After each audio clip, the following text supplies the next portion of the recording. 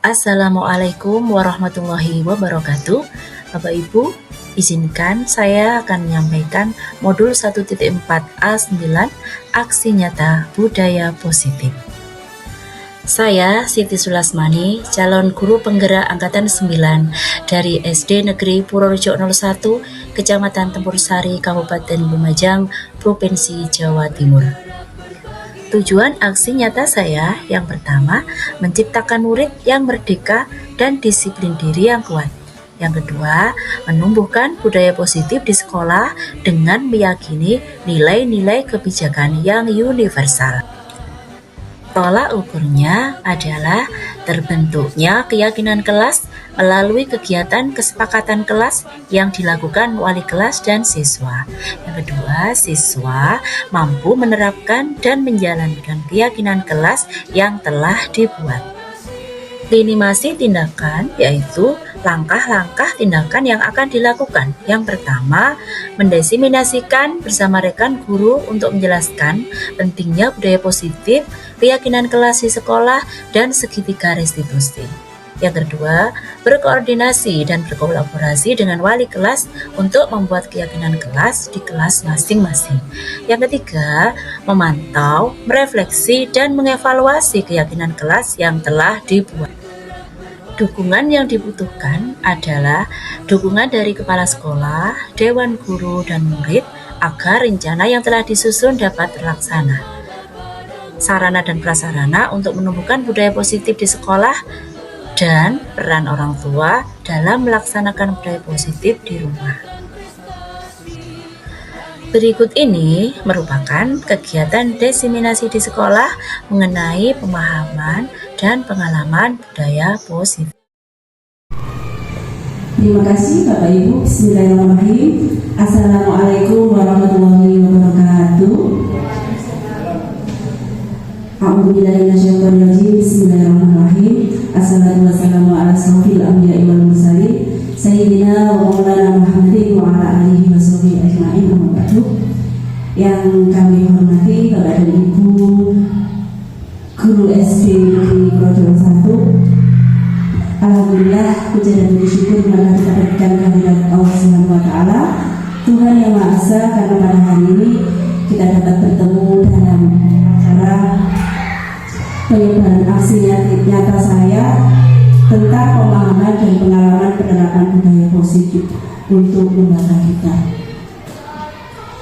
Bapak Ibu, selamat datang guru-guru hebat. Mari kita berkolaborasi, saling mendukung demi terwujudnya budaya positif di sekolah tercinta kita ini. Saya lanjutkan. Konsep utama modul budaya positif diantaranya ada perubahan paradigma belajar, disiplin positif, kebutuhan dasar manusia, perilaku motivasi perilaku manusia, posisi kontrol restitusi, keyakinan kelas, dan segitiga restitusi. Hari ini kita akan kupas satu persatu tentang budaya positif yang sudah kita juga implementasikan dalam kegiatan hari-hari kita. Di materi yang pertama ada pembelajaran dengan paradigma baru. Tentunya kita sudah mengenal tentang apa itu paradigma baru. Cuma kita belum tahu apa itu yang sebenarnya sudah kita lakukan. Jadi paradigma baru itu adalah pembelajaran yang berorientasi pada penguatan kompetensi dan pengembangan karakter yang sesuai dengan dimensi profil belajar Pancasila, yaitu yang ada 6 dimensi. Yang pertama adalah beriman dan bertakwa kepada Tuhan Yang Maha Esa dan berakhlak mulia. Kemudian ada berkebinekaan global, ada bergotong royong, kreatif, mandiri, dan bernalar kritis. Itu pembelajaran paradigma baru, yaitu penguatan di kompetensi pengembangan karakter. Bapak Ibu, kita akan mengenal apa itu disiplin positif. Jadi tujuan dari disiplin positif adalah menanamkan motivasi pada murid-murid, yaitu menjadi orang yang mereka inginkan dan menghargai diri sendiri dengan nilai-nilai yang mereka percaya. Jadi ketika murid-murid kita memiliki motivasi tersebut, mereka telah memiliki motivasi intrinsik yang berdampak jangka panjang atau motivasi yang tidak akan terpengaruh pada adanya hukuman atau hadiah. Jadi disiplin yang kita ingin terapkan adalah disiplin yang memang berasal dari hati, jadi atau dari intrinsik dari hatinya, bukan dari luar. Jadi gini, ketika disiplin positif bisa diterapkan dengan hati, maka anak ini bisa melakukannya dengan sesungguhnya, tidak karena pengaruh hadiah ataupun dengan pengaruh hukuman. Jadi sebagai seorang pendidik, tujuan kita adalah menciptakan murid yang memiliki disiplin diri sehingga mereka bisa berperilaku dengan mengacu pada nilai kebajikan universal dan memiliki motivasi intrinsik. Jadi bukan karena mereka melakukan disiplin itu karena pengaruh dari orang lain, karena peraturan ataupun dengan hadiah ataupun karena hukuman, tapi mereka melakukan budaya positif itu karena lahir atas kemauannya sendiri atau dalam hatinya sendiri. Dalam budaya kita, disiplin seringkali dimaknai menjadi suatu yang dilakukan seseorang pada orang lain untuk mendapatkan kepatuhan. Kadang sering kita menghubungkan kata disiplin dengan ketidaknyamanan. Jadi mereka kadang-kadang itu melakukan disiplin atau murid kita melakukan disiplin itu karena ada motivasi atau kemampuan atau pengaruh dari orang lain, tetapi tidak atas kemauannya sendiri. Jadi diharapkan disiplin positif ini bisa anak-anak lakukan karena kesadaran diri, tapi bukan pengaruh dari yang lain atau eksternalnya. Jadi untuk menerapkan budaya positif kita akan mengenal kebutuhan dasar manusia. Sebenarnya kita sudah tahu apa itu kebutuhan dasar manusia, mungkin belum terbesit untuk kita untuk mengupasnya, tapi kita sebenarnya pahami. Jadi kebutuhan dasar manusia itu diantaranya adalah bertahan hidup, pasti ya, untuk makan, untuk minum, untuk bertahan, untuk kasih sayang dan rasa diterima. Jadi kebutuhan dasar kita pasti ada rasa kasih sayang dan rasa diterima. Penguasaan ini jelas masing-masing individu atau manusia itu punya rasa ini, berkuasa atau pengen sesuatu yang lebih ada di dunia. Ini dasarnya kebebasan. Jadi manusia pada dasarnya pengen bebas, tidak pengen terikat. Yang selanjutnya adalah kesenangan. Jadi dasar dari kebutuhan manusia ada 5 ini. Kita lanjutkan. Motivasi perilaku manusia. Jadi apa sebenarnya yang memotivasi manusia untuk melakukan budaya positif? Jadi perilaku atau motivasi manusia ini akan berpengaruh pada perilakunya. Jadi dorongan yang timbul pada diri seseorang secara sadar atau tidak sadar untuk melakukan tindakan dengan tujuan tertentu pasti punya motivasi, punya tujuan ketika seseorang ini melakukan sesuatu. Apa di antara itu? Jadi motivasinya yang pertama menghindari ketidaknyamanan dan hukuman. Bagaimana implementasinya? Biasanya murid itu melakukan disiplin karena dia takut dihukum. Melakukan disiplin karena takut dihukum sehingga dia termotivasi, daripada kena hukuman dia melakukan disiplin. Jadi tidak karena dalam hatinya sadar, tapi karena pengaruh ketidaknyamanan atau karena untuk menghindari hukuman tersebut. Yang kedua, motivasi mereka melakukan disiplin atau murid melakukan disiplin yaitu mendapatkan imbalan atau penghargaan dari orang lain. Jadi ketika murid ini melakukan disiplin positif karena ada motivasinya, mungkin karena pengen mendapatkan imbalan atau mendapatkan penghargaan sehingga dia melakukan disiplin. Jadi kalau tidak ada imbalan atau penghargaan, dia tidak akan melakukan disiplin. Nah inilah yang namanya pengaruh eksternal atau dari luar dirinya. Nah yang ketiga inilah yang bisa mempengaruhi motivasi perilakunya ini dengan baik atau dari dalam dirinya, yaitu menghargai nilai-nilai kebajikan diri sendiri. Jadi dia sadar akan dirinya, kebutuhannya, saya ingin menjadi orang baik itu karena atas dasar dirinya sendiri, bukan pengaruh dari orang lain. Lebih lanjut akan saya lanjutkan. Nah, lanjutkan Bapak Ibu. Jadi disiplin ini konsepnya ada konsep disiplin dengan motivasi gagal. Jadi ada 2. Jadi ada konsep disiplin dengan motivasi gagal, ada konsep disiplin dengan motivasi sukses. Sekarang kita bahas yang konsep disiplin dengan identitas gagal. Jadi di sini ada tertera hukuman dan penghargaan. Jadi ketika kita menerapkan disiplin itu karena adanya hukuman dan penghargaan. Ini adalah konsep disiplin dengan identitas gagal. Apa itu hukuman? Kita sering kali memberikan pada anak didik kita itu hukuman karena ingin menerapkan disiplin. Nah itu adalah konsep dengan identitas gagal. Hukuman adalah suatu bentuk prosedur atau tindakan yang diberikan kepada individu atau kelompok atas kesalahan atau pelanggaran atau kejahatan yang telah dilakukan. Ini biasanya kita terhadap mereka bersalah, kita hukum niatnya untuk menyadarkan mereka untuk kembali untuk melakukan sesuatu peraturan atau menetapkan disiplin. Tetapi ternyata konsep ini adalah salah. Ya, salah ketika kita menerapkan disiplin dengan menerapkan identitas dengan hukuman. Yang kedua, penghargaan. Nah, menerapkan disiplin positif dengan penghargaan ini juga tidak benar. Ini disebut identitas gagal. Penghargaan ialah sesuatu yang diberikan pada perorangan atau kelompok jika mereka melakukan sesuatu keunggulan di bidang tertentu. Jadi ketika anak ini berhasil dalam suatu kegiatan atau dia menjuarai kegiatan, kita akan biasanya memberikan penghargaan. Nah ini sebenarnya juga salah di materi ini ya. Jadi itu termasuk di identitas gagal. Saya ulas kembali di hukuman. Kenapa hukuman ini dikatakan identitas gagal? Karena hukuman itu pasti yang pertama menyakitkan. Jelas kalau kita menerima hukuman kita akan timbul rasa sakit, ada timbul rasa tidak nyaman, ada rasa takut, memaksa. Iya saya terpaksa karena saya takut karena ada hukuman. Murid menyembunyikan kesalahannya. Karena dia takut, akhirnya dia bisa menyembunyikan kesalahannya. Dia tidak ngaku itu ya, tidak mengaku kesalahannya. Ini karena dia terpaksa melindungi dirinya dari rasa bersalah, tidak jujur. Terus murid menjadi rendah diri. Kadang dia karena ada hukuman dia merasa, oh saya paling bersalah, paling jahat dan sebagainya. Makanya penerapan disiplin dengan identitas gagal dengan hukuman ini tidak benar. Yang kedua penghargaan. Begitupun dengan penghargaan ini juga tidak efektif. Terus merusak hubungan sifat ini. Biasanya kalau ada penghargaan yang dihargai, ada yang tidak. Oh itu pintar, saya enggak, ternyata tidak ada apa-apanya, saya tidak bisa apa-apa.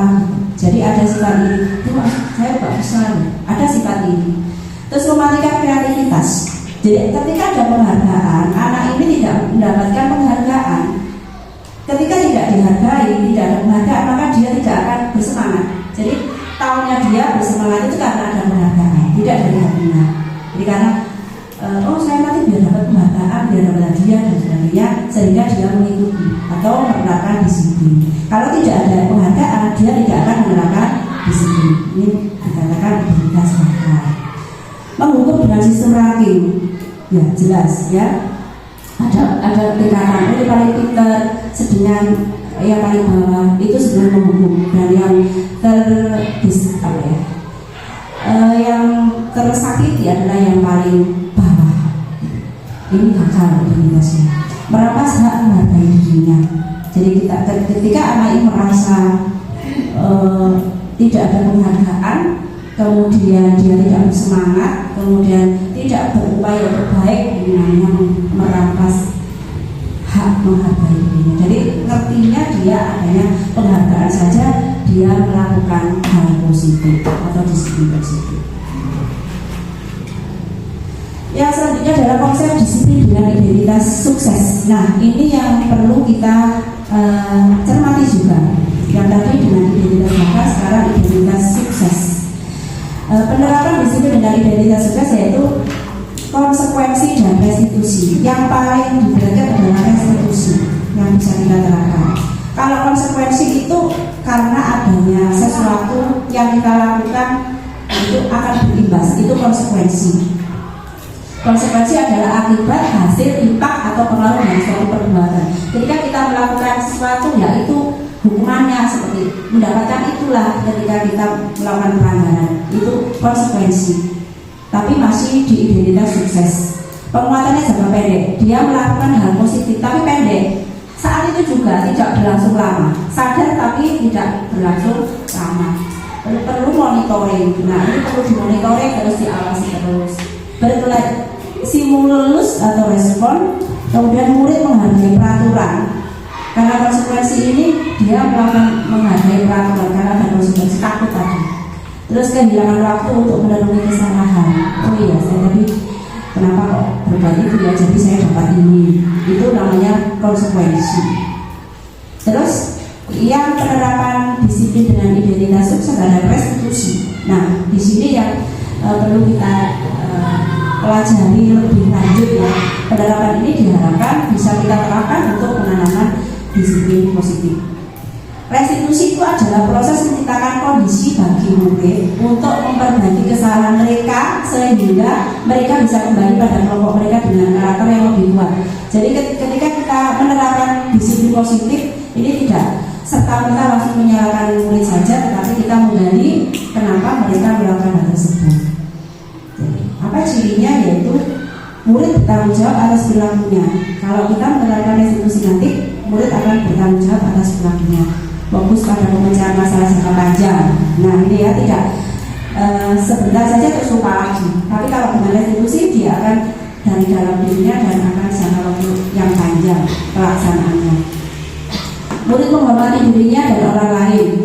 Dia bisa dengan restitusi tersebut, murid bisa menghargai dirinya sendiri dan menghargai orang lain.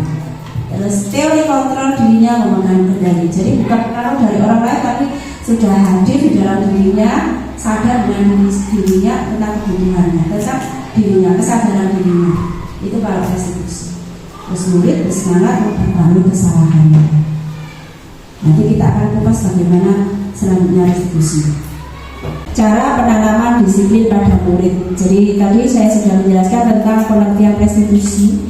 Jadi restitusi itu adalah proses menciptakan kondisi bagi murid untuk memperbaiki kesalahan, sehingga mereka bisa kembali pada kelompoknya dengan karakter yang lebih kuat.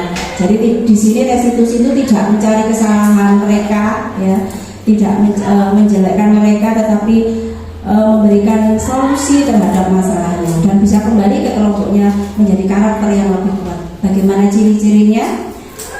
Jadi restitusi bukan untuk menebus kesalahan, namun bagaimana memaknai kesalahan sebagai suatu pembelajaran. Cirinya adalah restitusi adalah tawaran bukan paksaan. Jadi bukan dipaksa anak ini untuk mengakui kesalahannya, tidak. Anak ini harus dipaksa untuk minta maaf, tidak. Tetapi menyadarkan anak ini supaya paham tentang apa yang terjadi atas dirinya atau sebab akibat apa yang terjadi pada dirinya. Restitusi menuntut untuk melihat ke dalam diri. Jadi tidak menyalahkan orang lain terus, tetapi ke arah dalam, ke dirinya sendiri untuk tahu apa sih sebenarnya yang terjadi pada diri saya. Nah, inilah tugas kita untuk menuntun anak-anak ini ke restitusi ini. Restitusi mencari kebutuhan dasar yang mendasari tindakan. Jadi ditanya, kenapa kamu melakukan itu? Ada masalah apa? Kita membimbing untuk anak ini keluar dari masalahnya, bukan mencari kesalahannya. Restitusi fokus pada solusi. Kita menawarkan solusi, tidak membingungkan anak sehingga mereka bisa memperbarui atau memperbaiki perilakunya. Yang terakhir, restitusi mengembalikan siswa yang berbuat salah pada kelompoknya. Jadi mereka tidak sampai dikucilkan karena kesalahannya, tidak, tetapi mereka kembali kepada kelompoknya tetapi dengan sadar akan dirinya sendiri. Jadi bisa memperbarui kesalahannya. Nah, untuk lebih jelasnya kita akan lihat perbedaannya di mana hukuman, di mana konsekuensi, di mana restitusi. Misalkan di sini saya contohkan ada kasus murid sering tidak mengerjakan PR.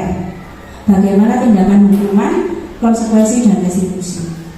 Kalau hukuman cirinya, kalau kita menerapkan hukuman berarti guru menghukum siswa tersebut dengan berlari keliling halaman sekolah. Misalkan, hei nak, karena kamu tidak mengerjakan PR maka sekarang saya hukum kamu lari keliling halaman. Berarti itu adalah kita melakukan hukuman.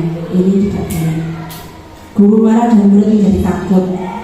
Kadang-kadang kita tidak sadar memarahi. Ini sering terjadi. Saya pun demikian, masih begitu. Ini menerapkan hukuman. Kita niatnya tidak baik.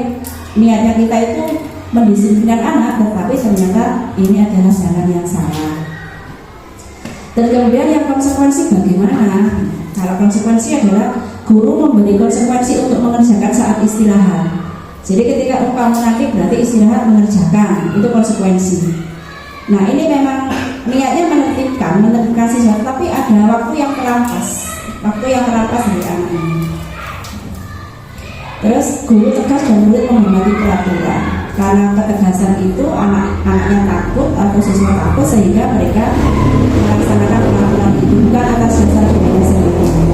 Sadar tidak menyadari harus bagaimana dan bagaimana, itu tidak diberlakukan sehingga mereka tidak tahu langkah selanjutnya apa yang bisa memperbarui dirinya supaya tidak terjadi sesuatu seperti itu lagi. Itu kalau konsekuensi. Sekarang bagaimana dengan restitusi? Kalau kita menerapkan restitusi, maka ketika anak itu sering tidak mengerjakan PR, guru akan menanyakan keyakinan kelas atau dirinya dan membantu siswa menyelesaikan masalahnya. Jadi ditanya kenapa kok tidak mengerjakan PR, ada masalah apa? Jadi kita mencari tahu, tidak langsung ujuk-ujuk menyalahkan, langsung memberi hukuman, itu tidak digunakan. Inilah cara restitusi. Kemudian guru terbuka dan siswa menghormati dirinya dan menghormati orang lain. Karena dengan adanya pendekatan itu, makanya siswa menjadi sadar, tahu akan dirinya, tahu kesalahannya dan tahu cara memperbaikinya. Itu yang dikatakan dengan penerapan disiplin dengan restitusi. Nah, Bapak Ibu sampai di sini. Jadi restitusi itu sangat penting untuk kita terapkan. Ya, jadi terus di posisi 5 posisi kontrol guru. Nah, ini kaitannya dengan posisi kontrol guru. Di sini ada kadang-kadang masih sering terjadi. Ya, memang terjadi ini ya, karena kita pengen mendisiplinkan murid atau melakukan disiplin positif. Seperti menghukum, membuat rasa bersalah teman, pemantau dan manajer. Ini posisi kontrol. Panjangnya bedanya di posisi mana Bapak Ibu? Teman ya? Teman pernah ya? Teman, pemantau situasi. Membuat rasa bersalah mungkin ya, nggak sadar kita ya di posisi itu kadang-kadang ya. Kemudian mungkin sering di posisi mana? Saya sering di teman. Di teman ya. Nah ini, jadi 5 posisi kontrol guru ini memang ini posisi kontrol kita ada di penghukum, ada di pembuat rasa bersalah, di teman, di pemantau dan manajer. Kalau penghukum jelas anak ini akan merasa takut, ya kan? Dia hanya patuh pada peraturan karena takut dihukum. Ini penghukum dan ini posisi kontrol yang tidak benar. Sebaiknya ini dihindari. Terus berbuat rasa bersalah. Kadang-kadang kita karena anak ini berbuat kesalahan, kita mengedungkan anak ini sehingga mereka merasa bersalah terus itu. Tapi tidak bisa bangkit, tidak tahu untuk bangkit, cuma dia akan menyesali untuk merasa bersalah terus. Teman ini sebenarnya juga baik. Teman ini biasanya kita bisa akrab pada anak didik kita, kepada siswa kita. Tetapi anak ini kepada guru yang lain, dia akan tidak senang. Ya, karena dia merasa gurunya yang temannya itu, yang gurunya itu. Tapi pada guru yang lain dia tidak akan menerapkan disiplin positif. Hanya kepada gurunya yang dianggap teman. Otomatis kalau di SD adalah guru yang dianggap teman adalah guru yang menjadi wali kelasnya. Kepada guru yang lain akan kehilangan ini. Ini juga tidak baik. Pemantau. Jadi pemantau itu memantau saja. Jadi memantau. Berarti kondisional. Bukan kondisional ya, tetapi yang ditekankan kita menjadi yang manajer. Nah, bagaimana menjadi manajer? Nah, proses manajer. Yang manajer itu yang pada restitusi. Kata muridnya juga. Iya. Nah, murid itu nanti tergantung kita yang membawa, sehingga kita harus tahu di posisi mana kita harusnya bertempat. Tapi harus ke restitusi kan. Kita akan bahas nanti selebihnya ya di manajer. Manajer itu hubungan dengan restitusi. Nah, sekarang biar lebih konkretnya lagi saya berikan contoh 5 penerapan posisi kontrol. Misalkan siswa memakai sandal ketika bersekolah. Di sini ada contoh menghukum seperti apa, pembuat rasa bersalah, teman, pemantau dan manajer. Yang diharapkan kita akan menjadi yang manajer ketika menghadapi masalah siswa. Ketika siswa pakai sandal ketika bersekolah, kalau dihukum ini langsung patuhi aturan sekolah lalu berdiri di depan kelas. Nah ini kan menghukum, atau lari keliling halaman ini menghukum. Jadi ini yang sekiranya tidak dilakukan oleh kita untuk siswa didik kita. Jadi tidak langsung ujung-ujung menghukum. Jadi anak ini tidak akan nantinya akan berbuat lagi karena tidak tahu, karena kita tidak langsung berinteraksi secara khusus dengan anak ini. Kemudian membuat rasa bersalah. Ketika ada sesuatu seperti anak ini, kasusnya siswa tidak memakai sepatu atau memakai sandal, kita sekolah langsung tanya, berapa kali bu guru harus memberitahu kamu? Bu guru kecewa sama kamu. Nah ini dia akan merasa bersalah, tapi tidak tahu saya harus bagaimana karena kita tidak memberikan solusi. Nah ini maksudnya di sini. Jadi langsung guru itu langsung menegur tanpa memberikan solusi. Jadi kan namanya anak kadang kebingungan, akhirnya tidak tahu harus berbuat apa, harus memperbaiki kesalahan yang bagaimana, tidak tahu karena kita harusnya membimbing terus. Terus kemudian ketika menjadi teman, ayolah yang tertib, buat guru bangga. Kali ini tidak apa-apa, kamu salah, cuma gitu aja. Biar lain kali dia begitu lagi, karena dia tidak tahu. Oh, kayak begitu aja, guru saya pulang atau pak guru saya pulang, tidak ada solusi. Terus memantau. Kamu sudah melanggar apa peraturan dan konsekuensinya? Sudah tahu kan? Gitu aja. Tidak menanya kenapa kamu seperti ini. Terus nanti kamu harus bagaimana enggak? Jadi cuma begitu aja. Ya sudah. Nah, yang dimaksud di sini. Kalau ke manajer, mungkin ke manajer namanya juga dari teman, gitu ya. Tapi ada solusi. Kalau ke manajer ditanya, apakah kamu tahu kesalahanmu? Kalau anak tahu kan dia menjawab. Kemudian bagaimana kamu akan memperbaiki kesalahanmu? Dia akan bercerita.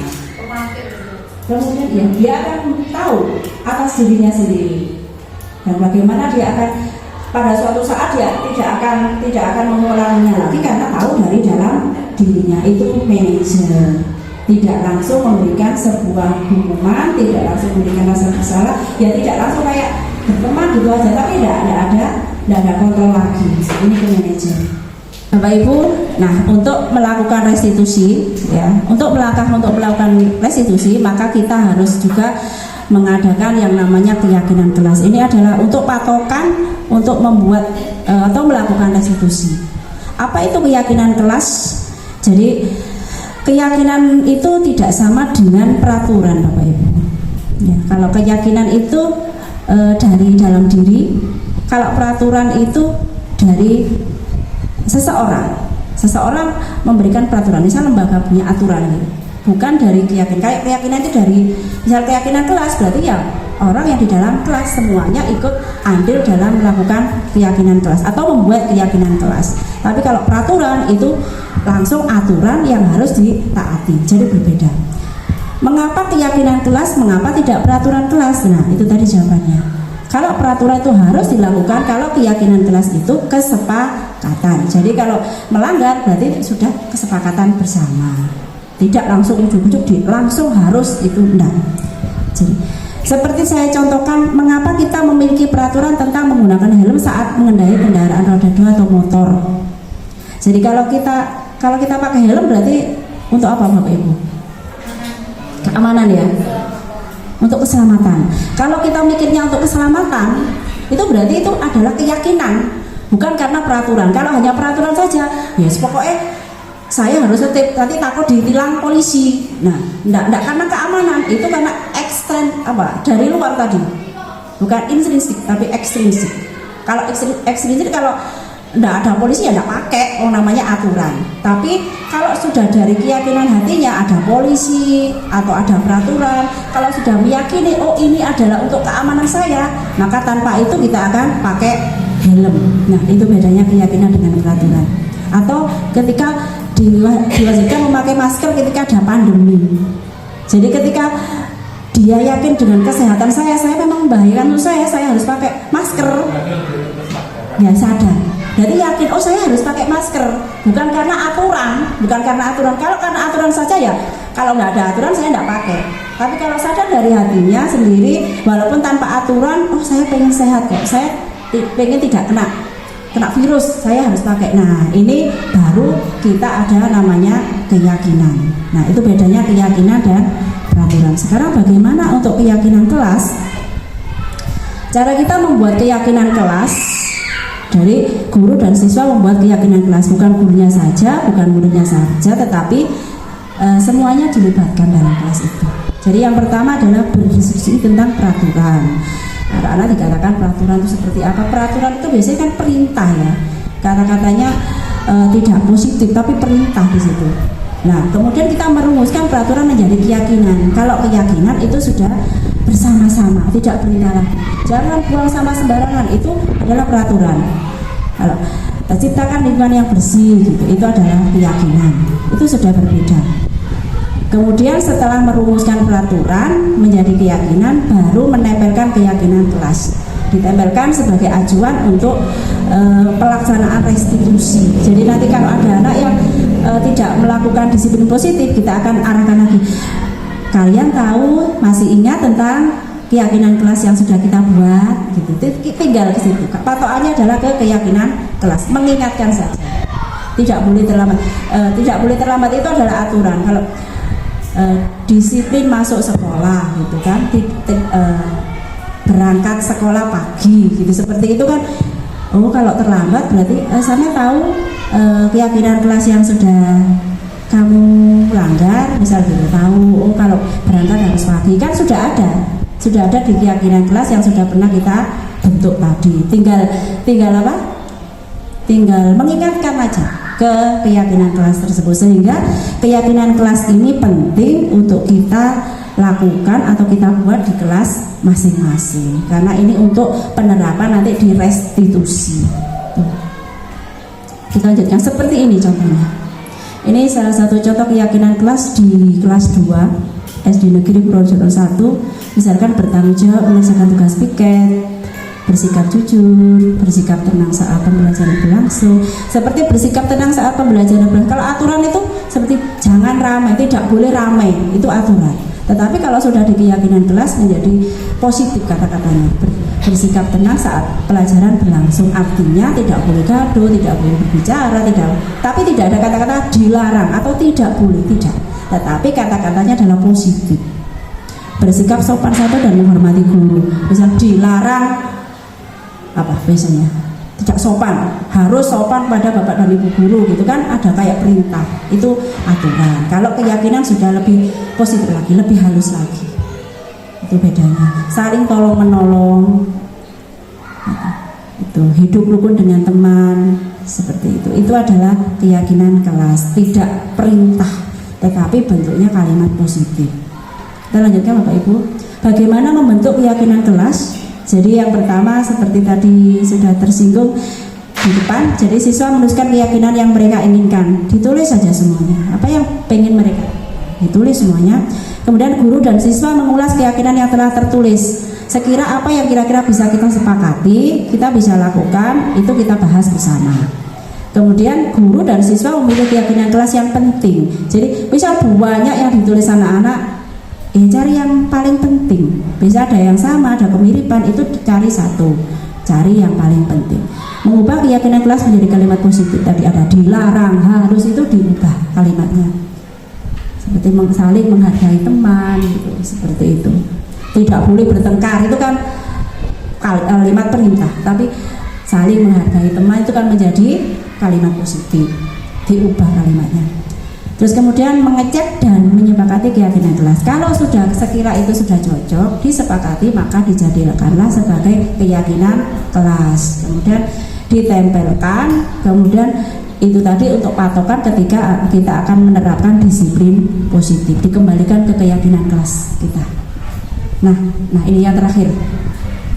Ini adalah penerapan dengan segitiga restitusi namanya. Tadi ada restitusi. Jadi restitusi itu istilahnya adalah segitiga restitusi. Apa itu segitiga restitusi? Yaitu seperti ini. Jadi ada validasi tindakan yang salah. Ketika anak bersalah itu ditanya dulu kenapa, terlambat misalkan, ada apa dengan dirimu, kamu tahu nggak keyakinan kelas yang sudah kita sepakati, masih ingat? Terus bagaimana harusnya kalian, itu disadarkan sendiri dengan penerapan segitiga restitusi. Jadi validasi tindakan yang salah, menstabilkan identitas dan menanyakan keyakinan. Nah, menanyakan keyakinan itu loh, keyakinan kelas kita apa yang kira-kira kamu tidak lakukan. Jadi kita kan tadi sudah punya keyakinan kelas, tinggal mengembalikan lagi. Ini adalah ciri-ciri penerapan restitusi. Jadi tidak langsung anak ini dihukum, tidak langsung seperti merasa bersalah gitu. Kita bebani dengan rasa bersalah kita, tapi tidak ada solusi. Menjadi teman, lebih baik akrab dengan teman, tetapi bagaimana dengan guru yang lain? Ketika dia ada guru yang lain, dia tidak menganggap teman lagi kepada guru ini dan tidak kondusif juga. Jadi guru yang dianggap teman ini saja yang akan mereka percayai. Ini tidak baik juga dampaknya. Yang betul adalah kita berusaha menjadi manajer dengan menerapkan segitiga restitusi. Jadi validasi masalah, menstabilkan identitas dan menanyakan keyakinan. Bapak Ibu, ini ada contoh penanganan masalah. Contoh.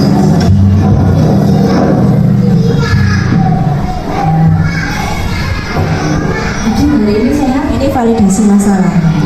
Menanyakan ya siswa.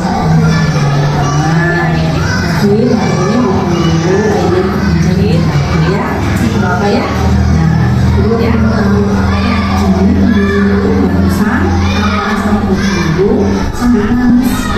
Katanya maunya juga ada seperti Jaya. Jaya.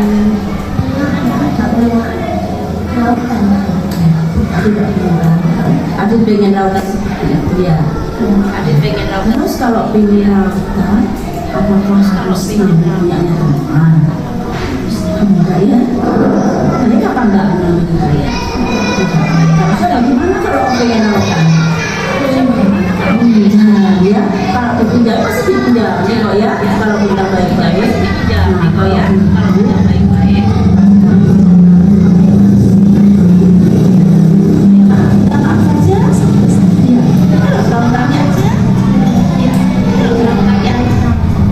Sambil mengembalikan kemudian ulang-ulang tidak kira-kira enggak ya, jadi ini berarti tidak perlu ya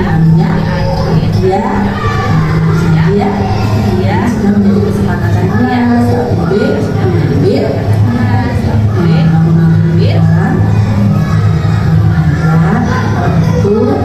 setelah ini Aji langsung minta maaf pada ambil ya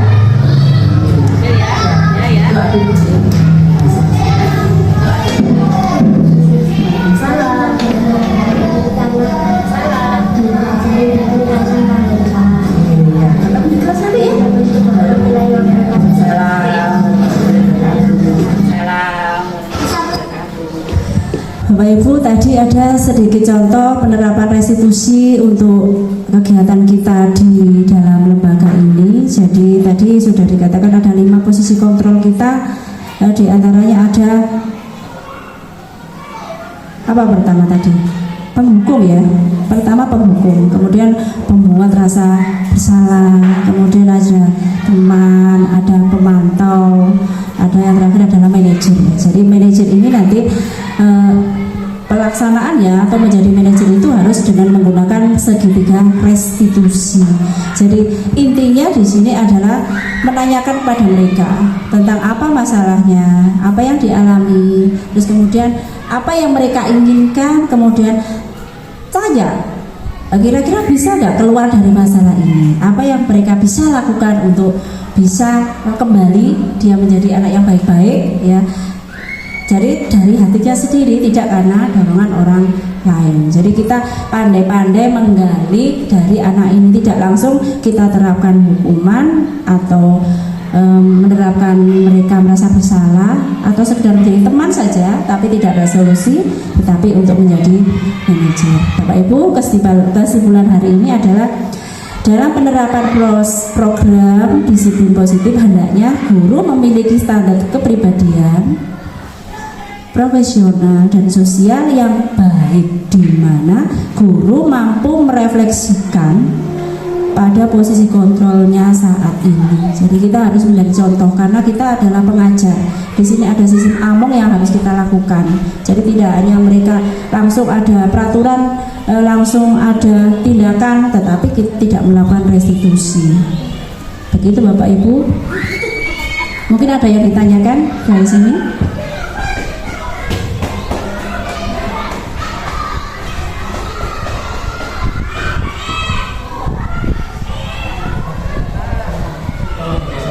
Yang di mana? Assalamualaikum. Menstabilkan identitas itu seketika kita anak misalkan anak ini berbuat salah. Saya tadi contohkan mengambil raut temennya. Menstabilkan identitas ini dia melakukan itu salah apa benar? Tanya ke dia. Tahu nggak dia itu salah apa benar? Menstabilkan identitas. Salah, kalau dia salah, kadang-kadang dia kan membela diri. Ada yang membela diri. Tidak karena dia nakal pada saya harus membalas dendam misalnya gitu. Itu adalah menstabilkan identitas. Kalau dia langsung, ya sudah sadar, oh ya saya mengambil itu karena saya pengen tahu, pengen punya. Nah ini kan identitasnya berarti dia pengen memiliki rautan itu. Tapi kalau lain motifnya, misal saya ngambil, dia pernah mengambil punya saya. Nah ini kan kita harus tahu permasalahannya. Maka ini pas dia kepingin punya rautan yang sama. Misalkan dulu, misal pensil saya pernah diambil, saya sekarang balik mengambil punyanya. Nah karena kan ada motif. Nah motif ini yang perlu kita ketahui. Artinya menstabilkan identitas. Motifnya, motif dibalik dia melakukan kesalahan tadi itu identitasnya di mana? Nah, apa karena balas dendam? Apa karena identitas apa karena balas dendam? Atau karena memang dia kepingin sesuatu itu? Nah dari melakukan restitusi ini kita akan tahu permasalahan yang terjadi pada anak ini sehingga diharapkan bisa anak ini kembali. Jadi tidak akan melakukan itu lagi. Tidak akan melakukan karena dia sadar dengan dirinya, bukan karena pengaruh dari orang lain supaya sadar sementara, tetapi kalau diyakinkan dari hati dia akan terus berlanjut dari jangka pendek ke jangka panjang, bisa ke jangka panjang, bukan jangka pendek tapi jangka panjang, karena sadar mensadarkan ini tugas kita, mensadarkan dengan melakukan segitiga restitusi. Sampai di sini Bapak Ibu. Oke.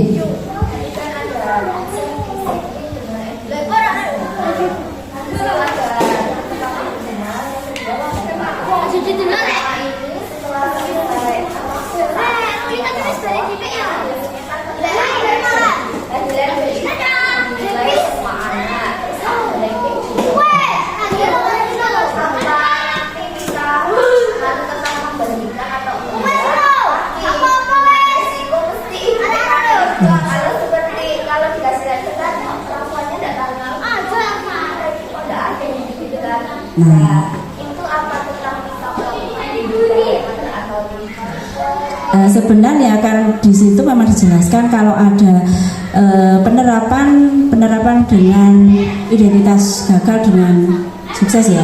Yang gagal itu termasuk penghargaan. Nah, penghargaan ini memang sebenarnya digagal, tetapi ya tadi ada pengaruh dari luar yang kadang-kadang kita tidak bisa menerapkan itu karena tuntutan.